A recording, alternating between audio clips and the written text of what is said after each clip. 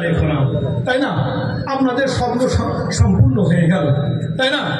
কিন্তু না, আমার আল্লাহ রসুল হাদিসটা ওখানে শেষ করে নাই।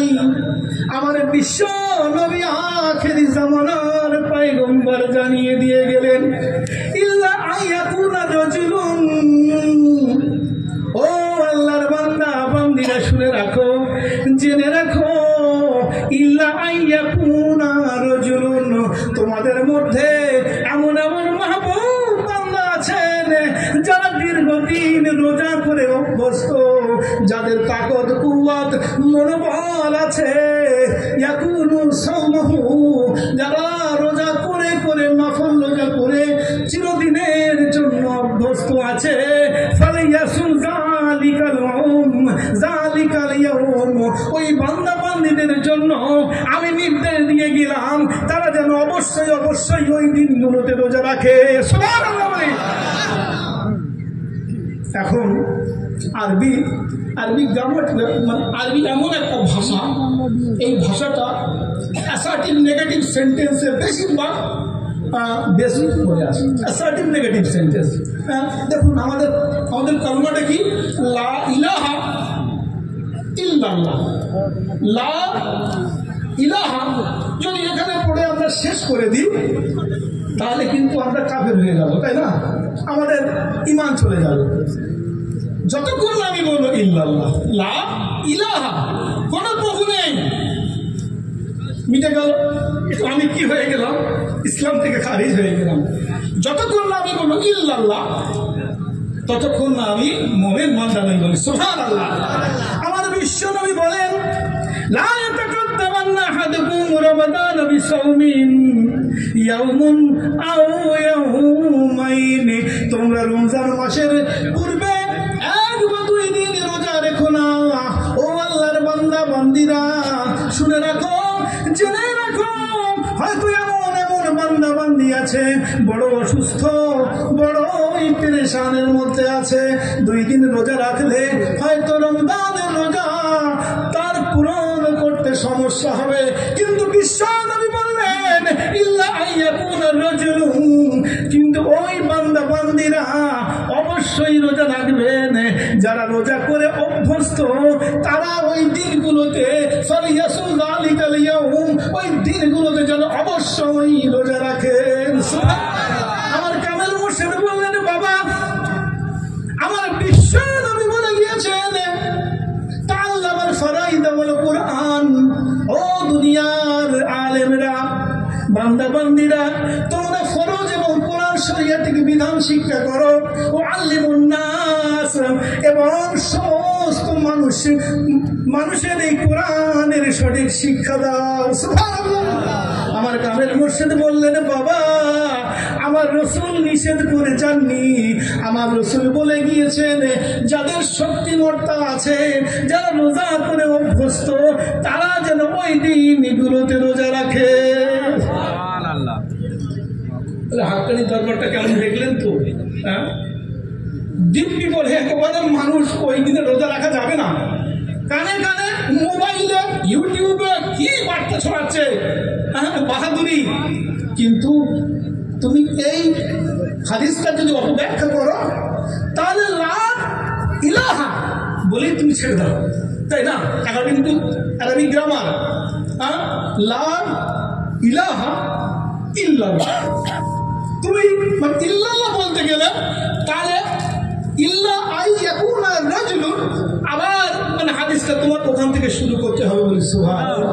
তাহলে কামেল মুর্শিদ বলেন, বাবা এটা শুধু একটা দরবার নয়, এটা ওলি গড়ার কারখানা বলি। সুবহানাল্লাহ। কেমন ভাবে দেখলেন হাক্কানি দরবারের প্রত্যেকটা মানুষ একেবারে যারা বিছানায় শুয়ে আছে, আমার মনে হয় সেই মুরিদগণ এই দুটো তিনটে রোজা ছাড়েন বলে আমার মনে হয় না। সুবহানাল্লাহ। তাহলে আল্লাহ রসুল যে সম্মান মাহে রমাদানকে দিয়ে গিয়েছিলেন, সে সম্মান একমাত্র বুকে হাত দিয়ে বলতে পারে হাক্কানির দরবার পূর্ণভাবে পালন করে চলেছে বলি। সুবহানাল্লাহ। এবারে আমি বলবো, ভাই আমার, ইফতার সাহারি নিয়ে বড় বিতর্ক, ইফতার নিয়ে বড় বিতর্ক। আচ্ছা, আমি এই এই টপিকটা একটু শেষ করি, তাহলে আমাদের মধ্যে একটা সম্পূর্ণ ক্লিয়ার হয়ে গেল, তাই না?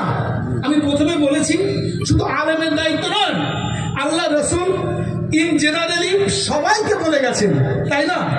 সবাইকে বলে গেছেন যে বাল্লিগু আন্নি ওয়ালাউ আয়া, আমার পক্ষ থেকে একটি আয়াত পরিমাণ যদি তোমার জ্ঞান থাকে তুমি যতটুকু পারো তুমি ছড়িয়ে দাও। তাহলে আজ থেকে আমরা অন্তত এই সমস্ত ইলজাম থেকে মুক্ত হলাম।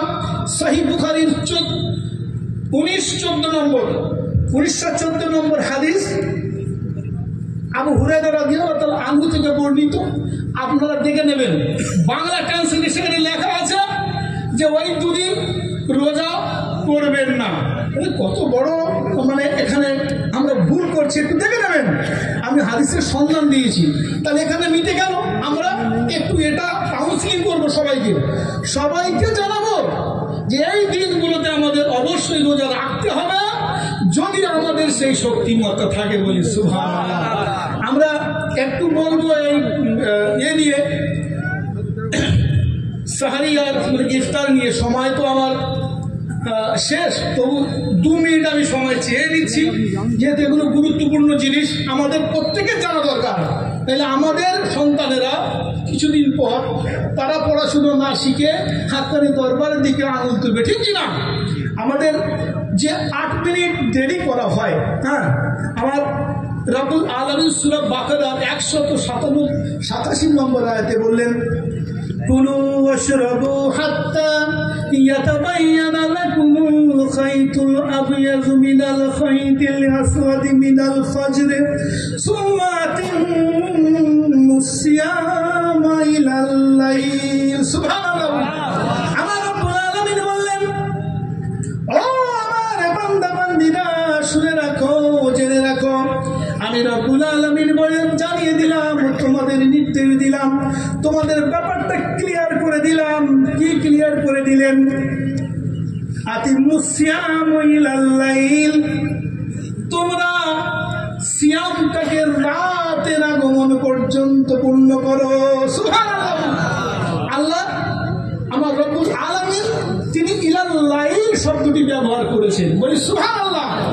তাহলে ইলাল লাইল, এবারে বিশ্বনবী কি বললেন? ইলাল লাইল, রাতের আগমন পর্যন্ত। আমার আল্লাহ রাসূল বললেন, বিশ্বনবী আখির জামানার পয়গম্বর।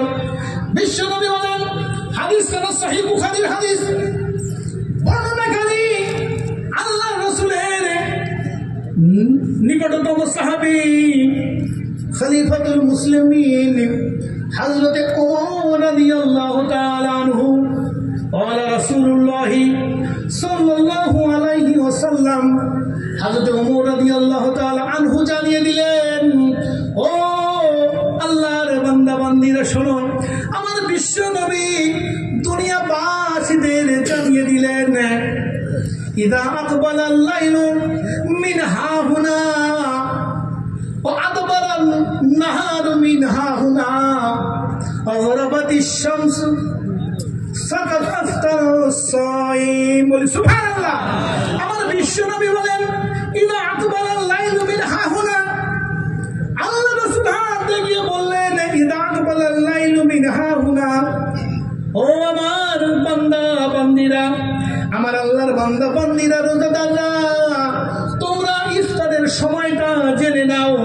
যখন পূর্ব দিক থেকে আকবালাল লাইল, রাতের আগমন ঘটবে, ও আদবারান নাহারু মিন হাহুনা, আর পশ্চিম দিকে দিনের আলো নিভিতে থাকবে, গরাবাতিশ শামস, সূর্য ডুবে যাওয়ার পর, ফাকাদ আফতারাস সাইম, এই রোজাদার বান্দা বান্দীরা যেন তখনই ইফতার করেন। সুবহানাল্লাহ।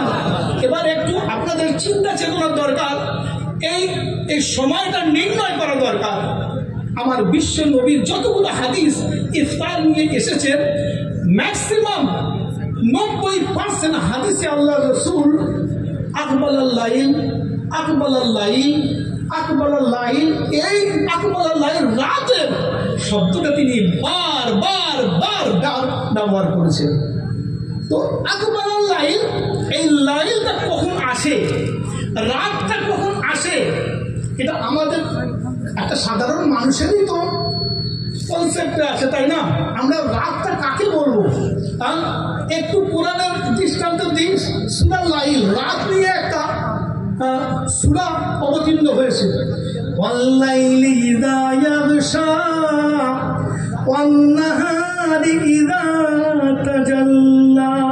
আমার রব্বুল আলামিন বলেন, ওই রাতের কসম, ইযা ইয়াগশা, যখন সব কিছুকে অন্ধকারাচ্ছন্ন করে দেয়, ওয়ান-নাহারি ইযা তাজাল্লা, আর দিনের কসম, সব কিছুকে আলোকিত করে দেয়। সুবহানাল্লাহ বলুন। তাহলে রাতের সংজ্ঞাটা আল্লাহ দিয়েছেন কি? ইযা ইয়াগশা, সব কিছুকে অন্ধকারাচ্ছন্ন করে দিয়েছে। রাত যখন কমপ্লিট হয় তখন সব কিছু অন্ধকারাচ্ছন্ন হয়ে যায়। কিন্তু আল্লাহ রাসূল বলেছেন, ইযা আকবারাল লাইল, যখন অন্ধকারাচ্ছন্ন সেই পরিস্থিতি আসে, অর্থাৎ তখন কি দিন থাকে, সন্ধ্যা বলে? আল্লাহ রাসূল কিন্তু মাসা শব্দটি একবার ব্যবহার করেননি, যে ইলাল মাসা, তোমরা সন্ধ্যা পর্যন্ত ইফতার করো, বারবার বলেছে ইলাল লাইল। এখন এখানে মুফতি, আজ সুফি মুফতির সময় নির্ণয়ের মানে পরিচয় পাওয়া যায়। একজন মুফতি তিনি বলে দিতে পারেন, আরে কিছু হাদিস আছে, ইজা মাসাইতা, সন্ধ্যা পর্যন্ত এই ইফতারটা করুন।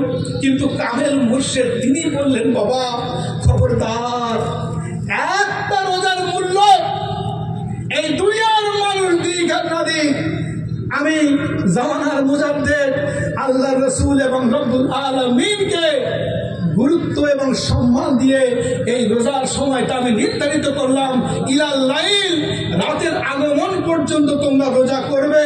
তার পূর্বে যদি তোমরা করো, ওই পবিত্র ইফতারটা তোমাদের জন্য হারাম হয়ে যাবে।